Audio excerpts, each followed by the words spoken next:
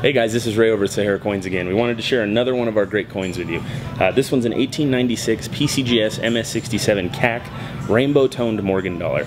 You may look at it and think it's just a Morgan dollar. The nice thing with this is the toning. A lot of collectors like that, especially the nice rainbow tone on this one. This one would run you about $5,600. Again, this is a very rare coin in this grade. 67 and the CAC sticker, which again means it's the top 10 percentile of the 67s. Take a look at this coin either here in the store or online at saharacoins.com, or come down and you can put it in your hand and say you've held this coin as well. Thanks for watching our video. If you liked it, make sure you hit the thumbs up, leave a comment if you have a question for me, and keep watching for more videos. Make sure to subscribe to our channel and we'll see you in the store.